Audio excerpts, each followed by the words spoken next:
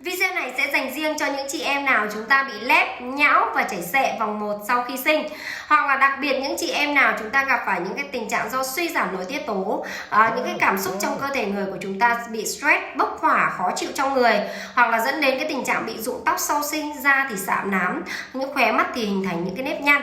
Thì ngày hôm nay em sẽ mang đến cho mọi người một cái dòng sản phẩm, đó chính là kẹo mầm lúa mạch gold của thương hiệu Thảo Mộc 37. Kẹo mầm lúa mạch gold của thương hiệu Thảo Mộc 37 là sản phẩm đầu tiên cũng như là duy nhất tại thị trường Việt Nam có thành phần chính là sâm tố nữ, mầm đậu nành, mầm lúa mạch và collagen. Và theo khoa học nghiên cứu thì mầm đậu nành kết hợp với mầm lúa mạch nó sẽ sản sinh ra cái hàm lượng estrogen rất là cao. Nó giúp cho các chị em chúng ta cân bằng cái nội tiết tố trong cơ thể, giúp kích thích sản sinh ra những cái mô cơ của bầu ngực, giúp liên kết lại những cái mô cơ của bầu ngực bị đứt gãy trong cái quá trình chúng ta cho con ti. Và cái sản phẩm này nó có thể giúp cho mọi người tăng từ 3, 5, thậm chí 7, 8 đến 10 cm sau một liệu trình. Và cái sản phẩm này cách sử dụng thì vô cùng đơn giản. Mỗi ngày chúng ta chỉ cần sử dụng từ 8 viên một ngày. Sáng ăn 4 viên, tối ăn 4 viên. Ăn trước bữa ăn cơm và uống kèm cho em một ly nước ấm.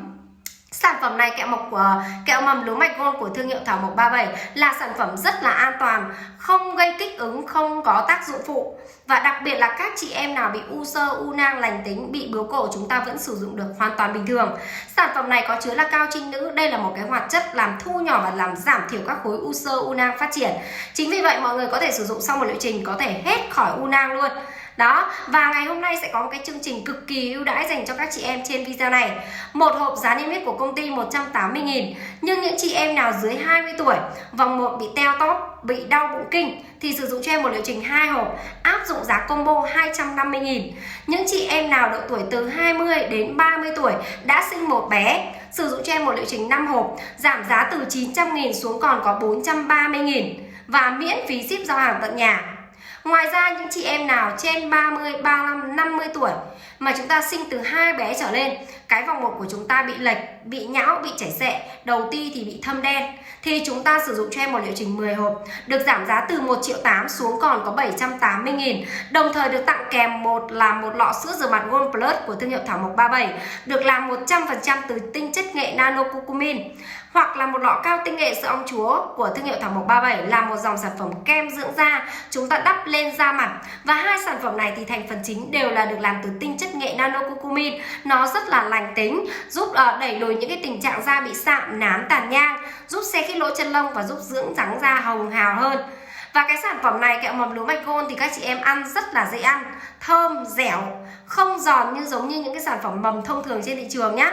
Và cái sản phẩm này nên là chính vì vậy cái độ hiệu quả của nó rất là cao. Cam kết tăng size, nhận hàng có thể được kiểm tra hàng trước khi thanh toán và có đầy đủ thẻ bảo hành, thẻ cam kết của sản phẩm. Những chị em nào, và cái sản phẩm này mọi người lưu ý cho em là nó có được bổ sung thêm cả collagen, nên là chính vì vậy cái việc mà giúp đẹp da nó sẽ được cải thiện nhanh chóng sau 3 hộp. Cũng như là cái đầu ti của mọi người nó sẽ được hồng hào hơn rất là nhiều. Những chị em nào mà chúng ta bị stress, bốc hỏa, khó chịu hoặc kinh nguyệt không đều, rối loạn kinh nguyệt, sử dụng cho em cái dòng sản phẩm này cam kết đạt hiệu quả. Khi mọi người sử dụng nó sẽ đào thải những cái máu độc ra bên ngoài, nó sẽ giúp cho cái máu kinh nó tươi hơn, nó đẹp hơn, nó giúp cho cái sức khỏe của chị em phụ nữ chúng ta được tốt hơn, cuộc sống tươi trẻ hơn, thăng hoa hơn rất là nhiều. Ngực đàn bà là món quà của đàn ông. Để các chị em chúng ta hãy nhớ chăm sóc bản thân mình để cho cuộc sống của chúng ta hạnh phúc, viên mãn hơn rất là nhiều. Và nhanh chóng để lại số điện thoại ở trên video này để chúng ta được áp dụng chương trình khuyến mãi. Một hộp giá 180.000, 2 hộp giá combo 250.000, 5 hộp giá 430.000 và đồng thời 10 hộp được áp dụng giá 780.000, tặng kèm một trong 2 phần quà trị giá lên đến 175.000. Nhanh chóng comment số điện thoại ở bên dưới để được hưởng chương trình khuyến mãi mọi người nhé. Hẹn mọi người ở video tiếp theo.